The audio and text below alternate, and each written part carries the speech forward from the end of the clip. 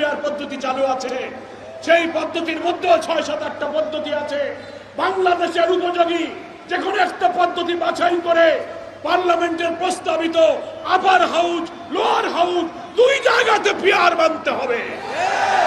তা না হলে ঐক্যবদ্ধ কমিশনে আমরা যারা পিআরের পক্ষে, জুলাই সনদের পক্ষে বিচারের দাবিতে আজ ঐক্যবদ্ধ হতে যাচ্ছি, ইসলামী দল এবং দেশপ্রেমিক দল এই দাবি আদায় না হওয়া পর্যন্ত আমাদের রাজপথের আন্দোলন অব্যাহত থাকবে।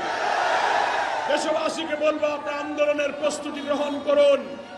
আজকে সাংবাদিক সম্মেলনের মাধ্যমে আমরা যারা এই সংস্কার কমিশনে পিআরের দাবিতে, জুলাই সনদের দাবি সহ বিচারের পর দ্রুত ফেব্রুয়ারিতে নির্বাচনের দাবি করেছি, তারা সাংবাদিক সম্মেলন করে আন্দোলনের কর্মসূচি আমরা সবাই ঘোষণা করেছি।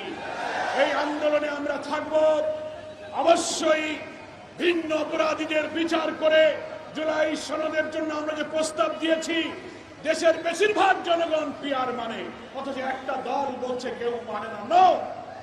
বিভিন্ন সংস্থা সার্ভে করেছে, ৭০% বেশি জনগণ পিআরের পক্ষে আছে। ঐক্যবদ্ধ কমিশনের ৩১টা দলের মধ্যে ২৫টা দল পিআরের পক্ষে আছে। তারপরে আপনি কেন দেবেন না? আমরা বলেছি, যদি জনগণের মতে দিতে চান, প্রয়োজনে গণভোট দেন, রেফারেন্ডাম দেন। জনগণ যদি পিআর মানে তো আপনাদেরকেও মানতে হবে। তা না হলে আমরা বলেছি, আপনারা স্পেশাল প্রভিশনাল একটা কনস্টিটিউশন ওয়ার্ল্ডের বিশেষ সংবিধান আদেশ দিয়ে আপনারা এটাকে আইনি ভিত্তি দেন। তার ভিত্তিতে নির্বাচন না করে যদি তালবাহানা দেখান, একটি রাজনৈতিক সংকটের দিকে দেশকে যদি ঠেলে দেন, জাতির সামনে মহা দুর্যোগ অপেক্ষা করছে। আমরা জামাত ইসলামীর পক্ষ থেকে ইসলামী আন্দোলন বাংলাদেশ এবং তার সম্মানিত আমির, বাংলাদেশের তৌহিদি জনতার প্রিয় নেতা মুফতি সৈয়দ মোহাম্মদ রেজাউল করিমকে মোবারকবাদ জানাই।